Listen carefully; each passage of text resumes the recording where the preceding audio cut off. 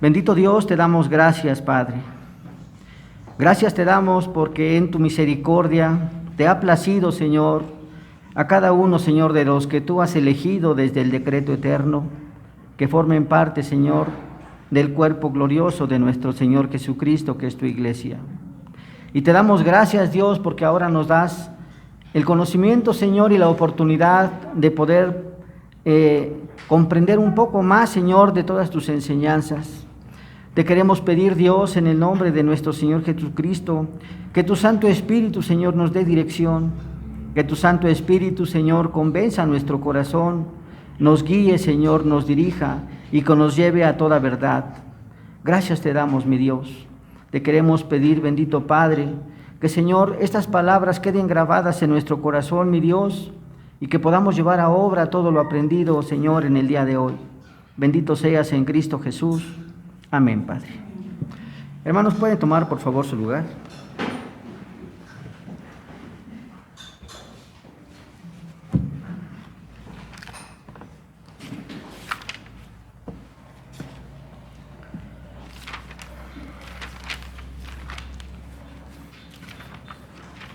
Bien, hermanos.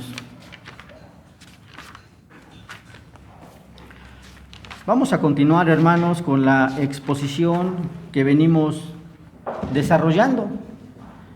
Si recordarán, hermanos, en la predicación anterior estamos hablando acerca de la confesión belga. Una confesión que es muy importante, hermanos, porque tiene muchísima doctrina. Es muy importante para que la iglesia la conozca. Y si recordarán, hermanos, en la predicación anterior nosotros hablamos sobre el artículo número 29 de esta confesión. Y en este artículo nosotros nos encontramos, hermanos, que tiene un punto muy especial, hermanos, para la iglesia. ¿Y a qué se refiere la confesión en este artículo número 29? Que nos está enseñando este artículo acerca de que podamos nosotros como iglesia distinguir cuál es una iglesia verdadera con una iglesia falsa. Porque ciertamente iglesias hay una gran cantidad de iglesias, muchas, hermanos, diferentes denominaciones, diferentes doctrinas, hermanos, pero esta confesión belga nos está diciendo de una forma clara cuáles son estas distintivas o estos signos que debe de tener una iglesia verdadera de una iglesia falsa. Si recordarán, hermanos, en la predicación anterior hablamos de la primer distintiva, que es precisamente la predicación pura del Evangelio. Esa es la primera distintiva que esta confesión belga nos presenta en este artículo número 29. Y que hablamos, hermanos, precisamente que predicar la palabra pura del Evangelio es exponer o enseñar cada una de las enseñanzas que se encuentran en la Escritura, todo el consejo de Dios. Eso es predicar la palabra de Dios, predicar el Evangelio, pero tiene una distintiva también, pura, que ciertamente nosotros no tenemos que adulterar la palabra de Dios, y esa fue la primera marca que nosotros encontramos en este artículo número 29 de esta confesión belga.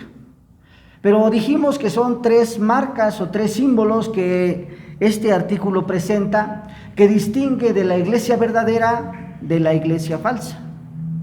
La segunda distintiva o la segunda marca que nosotros podemos encontrar y que viene presente en este artículo 29 de la confesión belga es la administración pura de los sacramentos tal como fueron instituidos por Cristo. Y la tercera marca es la aplicación de la disciplina cristiana para castigar los pecados. Esas son las tres distintivas que este artículo 29 nos presenta. Y que ya vimos la primera distintiva, que es la predicación pura del Evangelio. El día de hoy, hermanos, vamos a abordar esta segunda distintiva, que es la administración pura de los sacramentos tal como fueron instituidos por Cristo. Bien, pero vamos a abordarla desde lo más básico, lo más esencial. Primero, ¿qué es lo que nosotros debemos entender por sacramento? Porque cuando entendemos de una forma incorrecta el término sacramento, vamos a llevarnos a una gran cantidad de herejías. pero vamos a ver qué significa sacramento. La palabra sacramento, hermanos, viene del latín sacramentum. Muy sencillo, ¿no, hermanos? Pero esta palabra sacramentum se divide en dos palabras. Sacrare, que significa hacer santo, y mentum, que significa medio para. Entonces podemos ver que el sacramento es un medio para la santificación. Eso significa la palabra sacramento. Es un medio que nosotros desarrollamos para poder ser santificados delante de los ojos de Dios. Pero debemos de tener mucho cuidado, hermanos, con estos sacramentos, hermanos.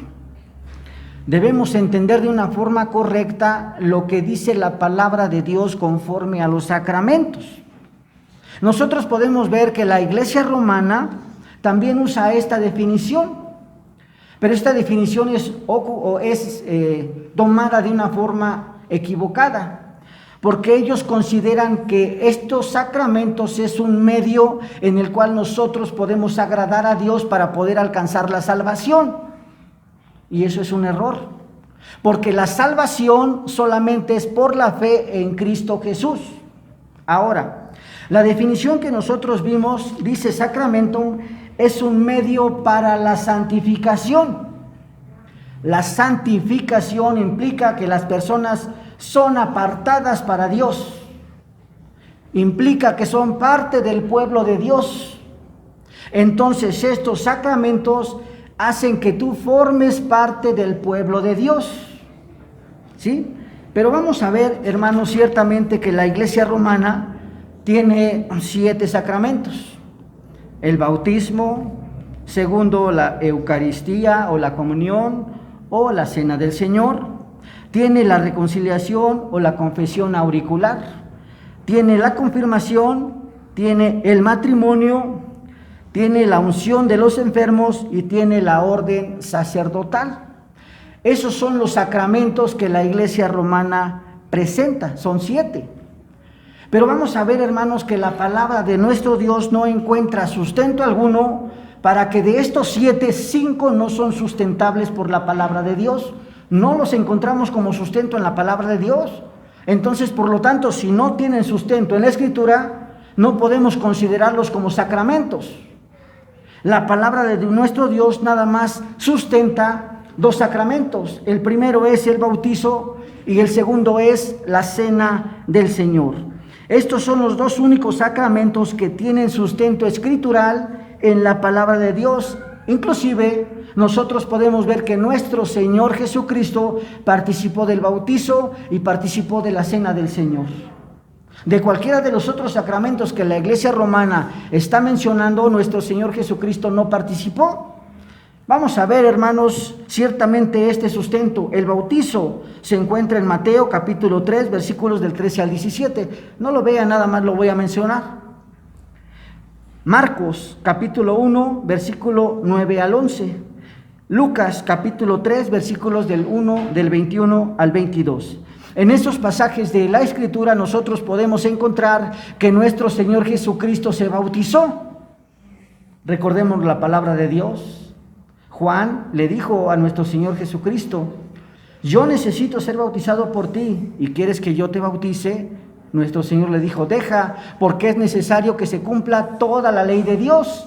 Entonces nuestro Señor Jesucristo cumplió con ese sacramento. Segundo, la cena del Señor. Lo encontramos en Mateo capítulo 26, versículos del 17 al 29. Marcos capítulo 14, versículos del 12 al 25. Lucas capítulo 22, del 7 al 23. Juan capítulo 13, versículos del 21 al 30. Primera de Corintios capítulo 11, del 23 al 26. Nosotros podemos encontrar en esta parte de la Escritura cómo nuestro Señor Jesucristo participó de la cena del Señor con sus discípulos e instituyó la cena del Señor, hermanos. El día de hoy solamente vamos a abordar este sacramento que es precisamente la cena del Señor. En la próxima exposición vamos a abordar lo que significa el bautizo, que es el segundo sacramento. Pero lo vamos a hacer, hermanos, de una forma como esta confesión nos lo está marcando. Lo que dice esta confesión y en esta distintiva de la iglesia dice: la administración pura de los sacramentos tal como fueron instituidos por Cristo. Vamos a hacer a un lado la palabra sacramento y vamos a poner cena del Señor. La administración pura de la cena del Señor tal como fue instituida por Cristo. Eso es lo que nosotros vamos a abordar el día de hoy, hermanos. Pero para poder abordarle el día de hoy vamos a desarrollar 3 puntos que son importantes que nosotros debamos de comprender como iglesia. Primero, ¿qué es la cena del Señor? ¿De dónde proviene la cena del Señor? Porque muchas veces nosotros la tomamos y no sabemos ni de dónde viene ni por qué lo hacemos. Segundo, ¿cuál es el significado que se debe de dar a la cena del Señor? Tercero, ¿cómo y quién puede participar de la cena del Señor? Esos son los 3 puntos que nosotros vamos a desarrollar el día de hoy. Vamos a comenzar con el primero. ¿Qué es la cena del Señor? Para poder comprender, hermanos, acerca de la cena del Señor, hermanos, tenemos que trasladarnos hacia el Éxodo. Me preguntarán, ¿pero por qué no? Bueno, porque precisamente nosotros debemos de comprender el significado correcto de la Pascua. ¿Qué es lo que pasó en ese momento con el pueblo de los hebreos? Lo vamos a encontrar en el Éxodo capítulo 1 hasta el capítulo número 12. Vamos a encontrar lo que el Señor hizo con el pueblo de los hebreos. En esa parte de la Escritura nosotros podemos encontrarnos, hermanos, que ciertamente el pueblo de los hebreos se encontraba en esclavitud en Egipto. Acordémonos de lo que dice la palabra del Señor, que eran oprimidos con un brazo fuerte por medio de Faraón. Pero podemos ver ciertamente cómo el Señor levantó del pueblo de los hebreos un libertador, y conocemos todos de una forma clara a Moisés. Como Moisés, de una forma sorprendente, porque a fin de cuentas el que los libertó fue el Señor, pero fue por medio de Moisés, como Moisés hablaba con Faraón para que dejara libre a su pueblo. Podemos ver en la Escritura cómo el Señor endurecía el corazón de Faraón. Podemos ver cómo, a pesar de todas las señales y maravillas que el Señor hacía con este pueblo hebreo y con el pueblo de los egipcios, el Señor endurecía el corazón de Faraón para que no pudiera dejar salir al pueblo de los hebreos de la esclavitud que tenía de los egipcios. Y entonces podemos ver ciertamente que el Señor trajo plagas al pueblo de los egipcios para que vieran el poder de Dios, para que vieran que el Dios en el cual se estaba manifestando es el Dios de los ejércitos, Dios todopoderoso, en el cual nosotros podemos comprender que el Señor fue el que sacó al pueblo de los hebreos de la opresión de los egipcios de mano de Moisés. Y podemos ver, leyendo la palabra de Dios, que sucedieron 10 plagas, hermanos. Esas 10 plagas las podemos encontrar en el libro de Éxodo, hermanos. Éxodo, desde el capítulo 7 hasta el capítulo número 11, hermanos. Pero el propósito no es hablar de las plagas, el propósito es hablar de la Pascua. Quisiera llevarlos a la plaga número 9. En la plaga número 9 dice la palabra de nuestro Dios que hubo tinieblas en todo Egipto, de tal manera que no se podía ver uno a otro, hermanos. Eran tan densas esas tinieblas que nadie podía hacer absolutamente nada. Parafraseando la Escritura, dice la palabra de nuestro Dios que se presentó Moisés con Aarón nuevamente con Faraón después de esta 9ª plaga. Pero que Faraón le dijo a Moisés: ciertamente, si yo te vuelvo a ver, te voy a matar, le dijo, no te quiero volver a ver. Y Moisés le dijo de una forma clara: tienes razón, porque nunca más me vas a volver a ver. Y es cierto, tú estás anunciando la última plaga que va a venir al pueblo de los egipcios. que va a morir todo primogénito de animal, todo primogénito de hombre, porque esta va a ser la última plaga, y con esta plaga van a dejar salir al pueblo de los hebreos de la opresión de los egipcios. Y podemos ver ciertamente lo que dice la palabra de Dios. Dijo pues Moisés, capítulo 11, versículo número 4, dijo pues Moisés: Jehová ha dicho así: a la medianoche yo saldré por el medio de Egipto, y morirá todo primogénito en la tierra de Egipto, desde el primogénito de Faraón que se sienta en su trono, hasta el primogénito de la sierva que está tras el molino, y todo primogénito de las bestias. De tal manera que se estaba anunciando la última plaga, para que entonces el Faraón pudiera dejar salir en libertad al pueblo de los hebreos. Pero ciertamente nosotros, conociendo la palabra de nuestro Dios, sabemos que Dios le habló a Moisés y le dio instrucciones muy claras para que se las dijera al pueblo de los hebreos, y le dijo: para que a ti no te pase eso, para que tú no mueras, y para que el ángel de la muerte no se lleve al primogénito de tu casa, es necesario que en el dintel de tu puerta pongas sangre del cordero. Y entonces en la noche, cuando venga el ángel de Jehová y se lleve a los primogénitos, verá la sangre del cordero y entonces pasará por alto. Entonces podemos ver ciertamente que el término Pascua significa pasar por alto. Esto es lo que se celebra. Veamos, sería a lo mejor algo ilógico para nosotros decir: vamos a celebrar el pasar por alto, que significa celebrar la Pascua. Pero podemos ver ciertamente el significado que tiene la Pascua, hermanos, que los libró de la muerte y todavía los libró de la opresión del Faraón, de los egipcios. La palabra de nuestro Dios dice, hermanos, voy a leer. Capítulo número 12 del libro de Éxodo, versículos del 12 hasta el versículo 17. Pues yo pasaré aquella noche por la tierra de Egipto y heriré a todo primogénito en la tierra de Egipto, así de los hombres como de las bestias, y ejecutaré mis juicios con todos los dioses de Egipto, yo Jehová. Y la sangre os será por señal en las casas donde vosotros estéis, y veréis la sangre, y pasaré de vosotros, y no habrá en vosotros plaga de mortandad cuando hiera la tierra de Egipto. Y este día os será en memoria, y lo celebraréis como fiesta solemne para Jehová durante vuestras generaciones, por estatuto perpetuo lo celebraréis. 7 días comerás panes sin levadura, y así el primer día haréis que no haya levadura en vuestra casa, porque cualquiera que comiere leudado desde el primer día hasta el 7º será cortado de Israel.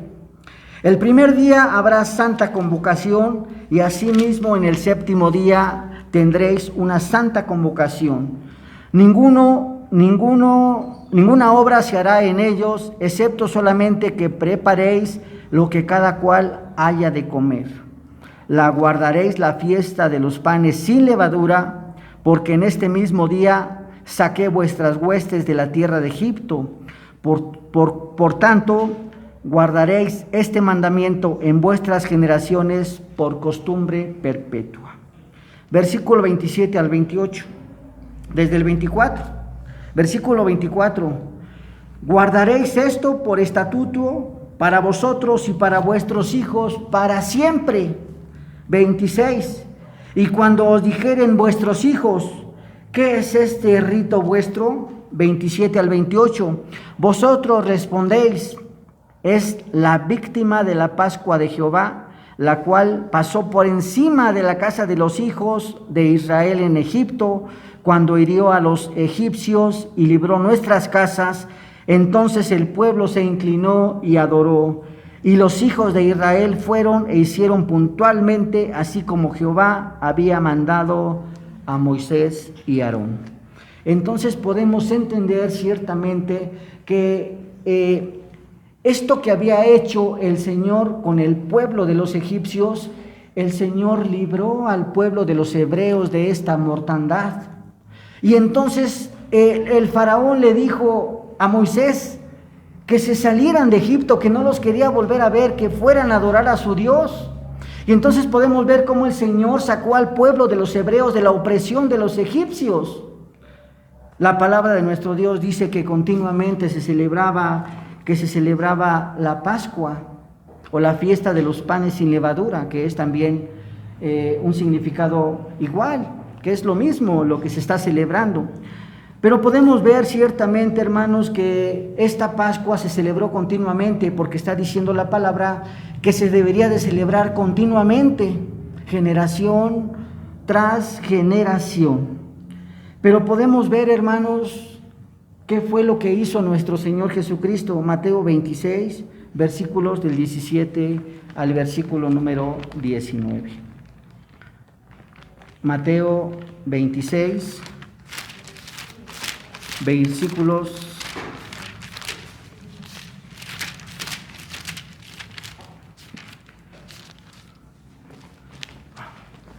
Mateo 26, del versículo 17 al 29. Dice la palabra de nuestro Dios: el primer día de la fiesta de los panes sin levadura, vinieron los discípulos a Jesús diciendo: ¿dónde quieres que preparemos para que comamos la Pascua?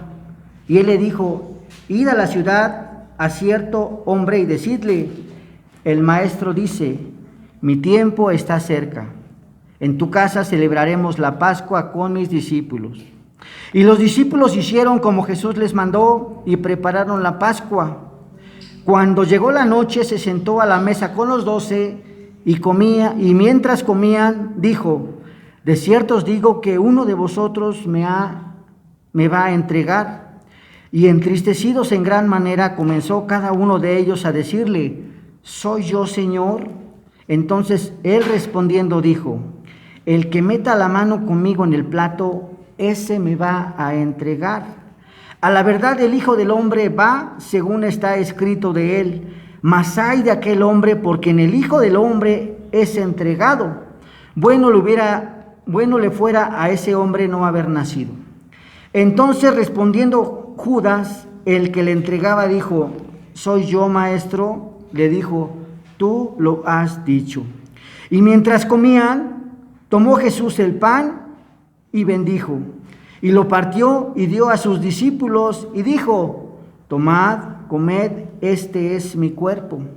Y tomando la copa y habiendo dado gracias, les dio diciendo: bebed de ella todos, porque esta es mi sangre del nuevo pacto, que por muchos es derramada para remisión de los pecados. Y os digo que desde ahora no beberé más de este fruto de la vid hasta aquel día en el que lo beba nuevo con vosotros en el reino de mi Padre. Podemos entender de una forma clara cómo nuestro Señor Jesucristo ciertamente vino por un propósito. Vino para cumplir con todas las exigencias de su Padre. Vino para cumplir la ley, pero vino también para celebrar todas aquellas festividades que se celebraban en el pueblo de los hebreos y de los judíos.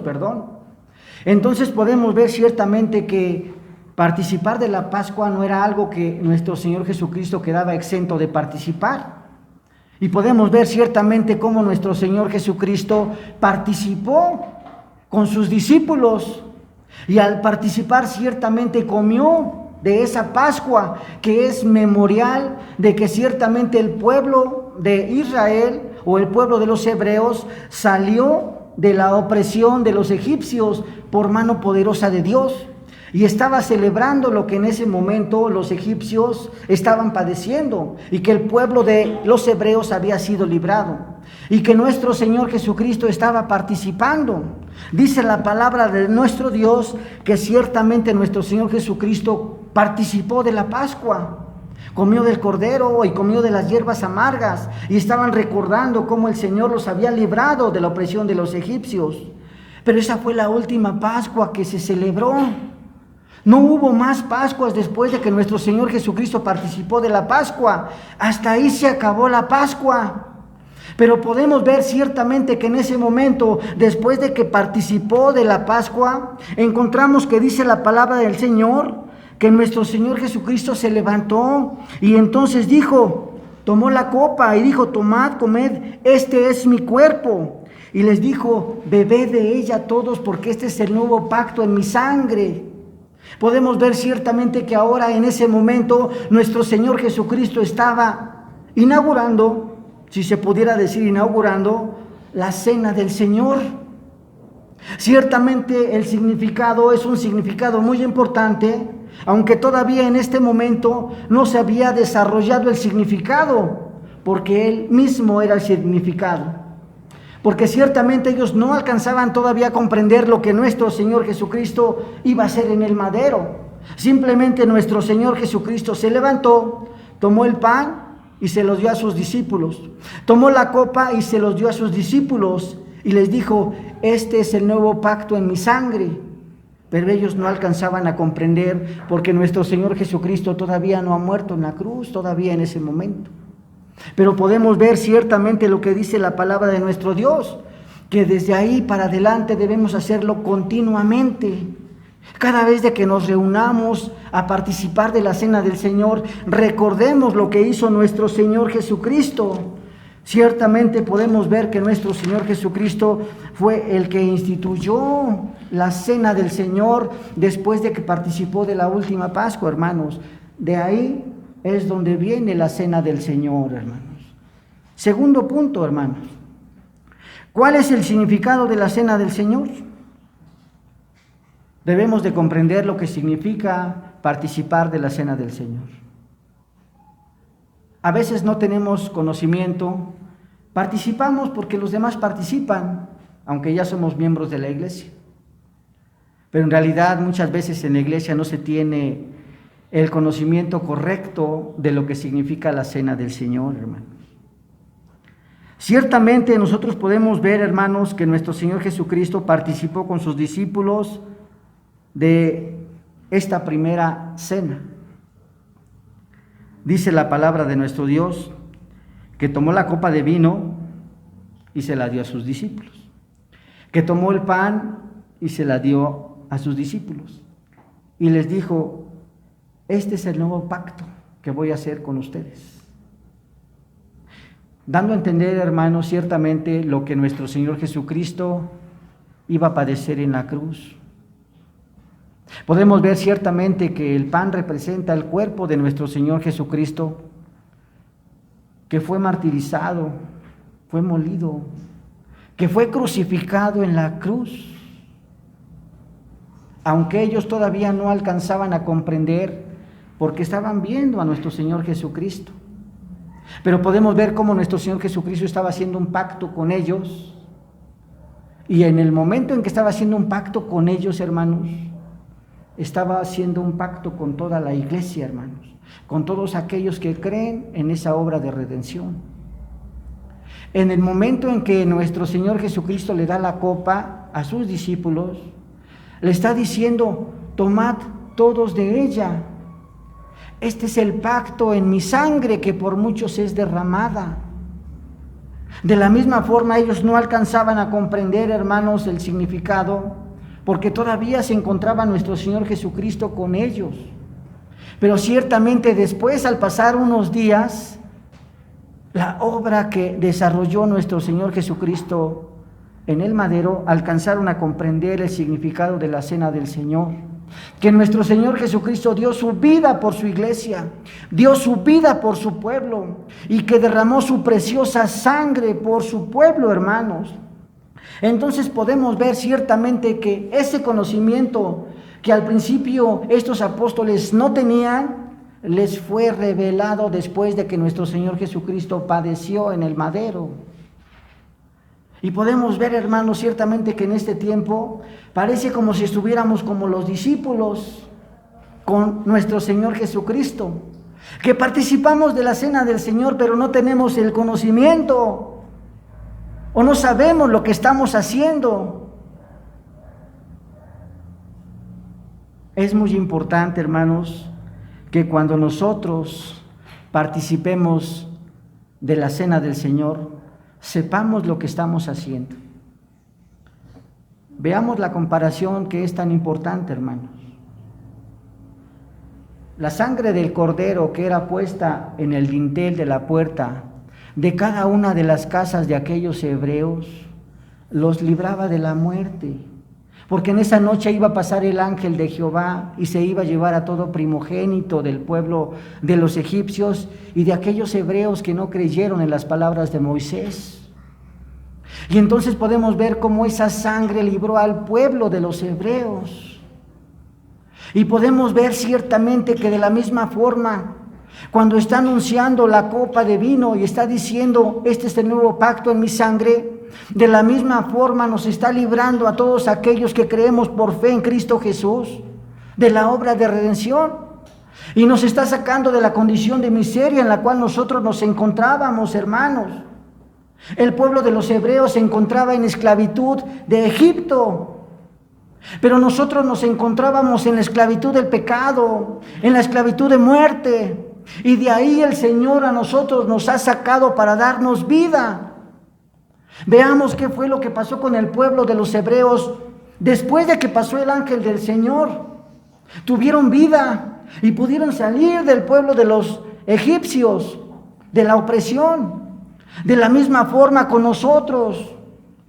La obra de redención que hizo nuestro Señor Jesucristo en la cruz, en el madero, a cada uno de los que nosotros creemos en Él por fe, nosotros sabemos, porque la palabra de nuestro Dios lo dice, que somos librados primeramente de la muerte, y somos librados de la esclavitud que teníamos en el pecado, y que ahora tenemos vida y vida en abundancia, y que ahora somos libres en Cristo Jesús, hermanos, como el pueblo de los hebreos. La libertad que le había dado al pueblo de los hebreos era para ir a adorar a Dios, para ofrecerle sacrificio a Dios. De la misma forma, el Señor nos está dando a nosotros libertad para que adoremos al Señor, no para que hagamos lo que nosotros querramos, sino para que nosotros adoremos a Dios en Cristo Jesús, hermanos. Y muchas veces nosotros no alcanzamos a comprenderlo de una forma clara, hermanos. El tercer punto, hermanos, que también es muy importante. ¿Cómo y quiénes pueden participar de la cena del Señor? Quisiera que nos vayamos, hermanos, a Primera de Corintios, capítulo número 11.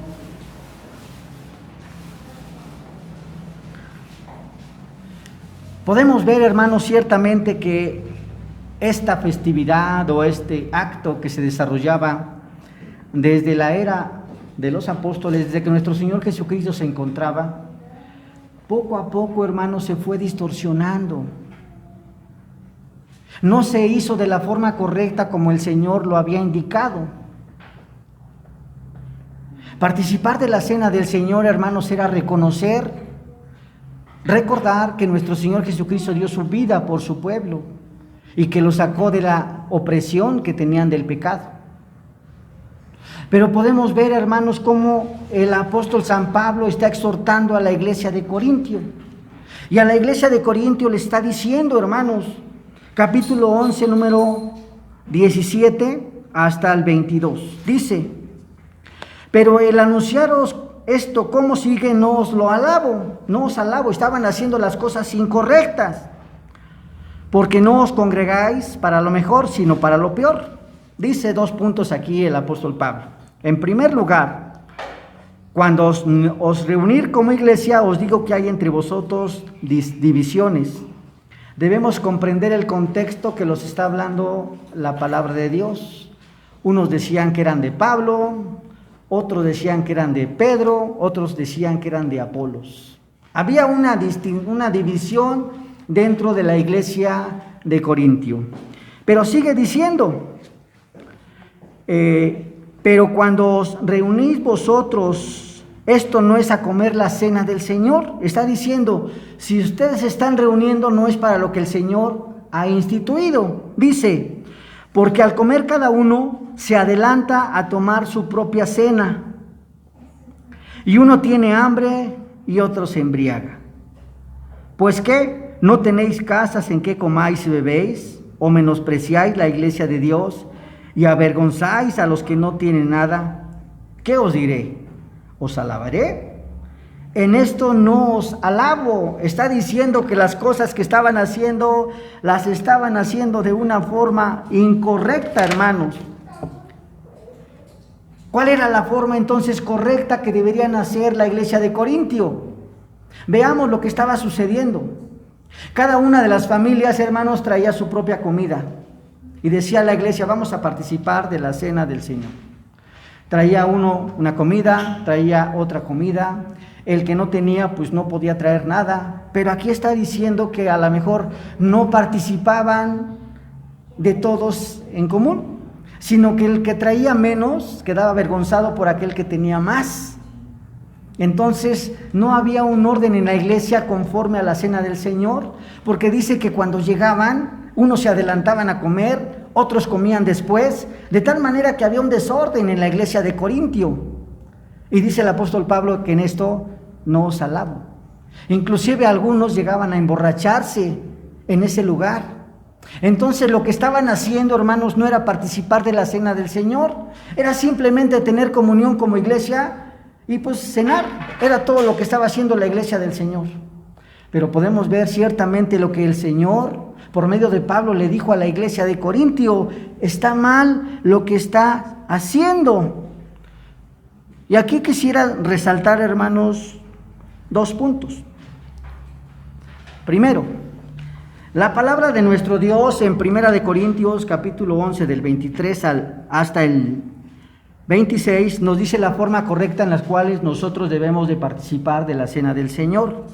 Dice el versículo número 23: porque yo recibí del Señor lo que también os he enseñado, que el Señor Jesús, la noche que fue entregado, tomó pan, y habiendo dado gracias lo partió y dijo: tomad, comed, este es mi cuerpo que por vosotros es partido, haced esto en memoria de mí. Asimismo tomó también la copa después de haber cenado, diciendo: esta copa es el nuevo pacto en mi sangre, haced esto todas las veces que la bebieres en memoria de mí. Así pues, todas las veces que comieres este pan y bebieres esta copa, la muerte del Señor anunciáis hasta que Él venga. Y nosotros podemos entender en esta parte de la Escritura, hermanos, 2 puntos que son muy importantes. Primero, es una enseñanza dada por nuestro Señor Jesucristo, que nosotros debemos de tener en la iglesia la cena del Señor, pero la cena del Señor de una forma correcta, no como lo estaba haciendo la iglesia de Corintio y como en este tiempo en muchas iglesias se acostumbra. Cambian los elementos pan y vino por otros elementos. No quisiera entrar en tanto detalle. Y aquellos que participan de la cena muchas veces ni siquiera son miembros de la iglesia. Entonces podemos ver que hay un error a la hora de que están participando de la cena del Señor. Y peor aún todavía, aquellos que ofrecen la cena del Señor ni siquiera son ministros de Dios. Entonces podemos ver que no nada más la iglesia de Corintios estaba haciendo las cosas incorrectas, sino también en nuestro tiempo hay muchas iglesias que lo hacen de una forma incorrecta. Primero, debemos de ver que es una enseñanza y un mandamiento de nuestro Señor Jesucristo. El Señor lo mandó, que cada vez de que nosotros nos reunamos a participar de la cena del Señor, lo debemos hacer de una forma correcta. Segundo, cuando nosotros participamos del pan y del vino, debemos hacer 3 cosas que son muy importantes y fundamentales. Primero, debemos de recordar ciertamente el sacrificio de nuestro Señor Jesucristo que hizo en la cruz, pero no simplemente como un recordatorio que quede en la mente, sino como si lo estuviéramos viendo, como si estuviéramos presentes en ese momento cuando nuestro Señor Jesucristo es crucificado. Que nuestro corazón quede cautivo de la obra que hizo nuestro Señor Jesucristo. No simplemente llevarlo a memoria y olvidarlo, sino como si lo estuviéramos viendo en ese momento. Cuando nosotros estamos participando de la cena, del pan y del vino, ver como si en ese momento estuviéramos presentes cuando nuestro Señor Jesucristo fue crucificado en la cruz, que dio su vida por nosotros, hermanos. Pero lo que hacemos nada más es un simple memorial. Lo dejamos al olvido cuando salimos de la calle. No, hermanos, es como si estuviéramos presentes en ese momento, viendo cómo nuestro Señor Jesucristo da su vida por nosotros, hermanos. Segundo, debemos agradecer a Dios. Si no hubiera sido por la obra de redención de nuestro Señor Jesucristo, nosotros todavía estuviéramos muertos en nuestros delitos y pecados. Y todavía estaríamos siendo condenados por la ley. La palabra de Dios dice que si nosotros desobedecemos un solo mandamiento de la ley, nos hacemos transgresores de toda la ley de Dios, hermanos. Y gracias a la obra de nuestro Señor Jesucristo, nosotros hemos sido librados de esa condenación, hermanos. Y nosotros debemos agradecer, dar gracias a Dios, porque Él le plació enviar a nuestro Señor Jesucristo para dar su vida por nosotros. Y estar agradecidos, hermanos. Tercero, debemos de celebrar, hermanos. Debemos de celebrar porque es una festividad, hermanos. Así como el pueblo de los hebreos celebró, hermanos, cuando salió de Egipto. Así como el pueblo de los hebreos estaba contento porque había sido sacado de esa esclavitud que tenía de Egipto, hermanos. Así nosotros debemos de estar contentos y gozosos porque ese sacrificio que hizo nuestro Señor Jesucristo en la cruz nos libró de la muerte, hermanos. Nuestro destino era el infierno. Nuestro destino era el tormento eterno, hermanos. Pero vemos lo que el Señor Jesucristo hizo en favor de nosotros, que nos sacó de esa condición hacia donde nos dirigíamos y ahora nos ha dado vida en abundancia, hermanos. Entonces nosotros debemos estar contentos, hermanos, estar gozosos en Cristo Jesús, hermanos. Y ahora nosotros podemos llegar ciertamente a un punto que es muy importante, hermanos, y que las iglesias muchas veces no consideran o no toman en cuenta, hermanos. Las reformacionales no hay problema, hermanos, porque tenemos documentos que nos dicen las formas correctas como debemos hacerlo. Primero, ¿quiénes pueden ofrecer este sacramento? Si nosotros nos vamos a nuestra Constitución, en el capítulo número 4, artículo 17 de nuestra Constitución de la Iglesia Presbiteriana Independiente de México, párrafo número 8, dice que solamente el anciano docente es el dispensador de los misterios de Dios y de su gracia multiforme, así como de las ordenanzas instituidas por Cristo. Da a entender, hermanos, que el único que puede ofrecer la cena del Señor, hermanos, es un anciano docente. Nadie puede pararse y ofrecer la cena del Señor, hermanos, porque aquí hay una distintiva muy clara que está diciendo Primera de Corintios. Dice, de manera que cualquiera que comiera este pan o beber esta copa del Señor indignamente, ¿qué significa ser indigno? Ser indigno implica que no eres el indicado para poder ni participar de la cena del Señor, ni ofrecer la cena del Señor. Por eso estamos viendo el primer punto. ¿Quiénes son los que pueden ofrecer la cena del Señor? Aquellos que la iglesia ha autorizado para que puedan ofrecer la cena del Señor. Y estamos hablando del anciano docente. Primera de Corintios capítulo 4 versículos 1 al 2 dice: así pues tengan los hombres por servidores de Cristo y administradores de los misterios de Dios. Ahora bien, se requiere que los administradores sean hallados fieles.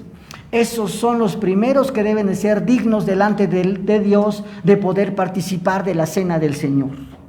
Primera de Pedro capítulo 4 versículo 10 dice así: cada uno según el don que ha recibido, ministrelo a otros como buenos administradores de la multiforme gracia de Dios. Por lo tanto, los únicos que están autorizados por la palabra son los obispos o presbíteros o ancianos docentes. Son los únicos que pueden ofrecer la cena del Señor. Segundo, ¿quiénes pueden tomar la cena del Señor? De la misma forma quisiera llevarlos a nuestra Constitución, capítulo número 17, artículo 101, dice: el sacramento de la cena del Señor será administrada por lo menos cada 2 meses, solamente a los miembros en plena comunión de la iglesia local. También puede administrarse a los miembros de otras iglesias fraternales de la misma confesión y fe reformada. Por lo tanto, la iglesia no es para todo el público, sino para aquellos que pertenezcan a la iglesia del Señor. Me estoy refiriendo a la iglesia invisible, a la iglesia que forma parte del cuerpo de nuestro Señor Jesucristo. Son los únicos que pueden participar de la cena del Señor. Aquellos que hayan hecho una confesión de boca y de corazón por Cristo Jesús. Son los únicos que pueden participar de la cena del Señor. Si nosotros no hemos sido bautizados o no hemos hecho esa profesión, la palabra de Dios dice que mejor nos abstengamos, porque entonces estamos participando de una forma indigna de la cena del Señor. Primero, porque estamos haciéndolo de una forma incorrecta y estamos violando los mandamientos de Dios. Ciertamente, aquel que no ha sido preparado de una forma adecuada no va a reconocer lo que los elementos significan, ni lo que el Señor Jesús hizo por ellos, por su pueblo. ¿Cómo va a saber si no ha sido instruido?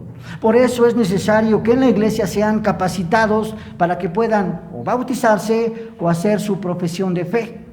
Por eso es necesario que la iglesia se prepare.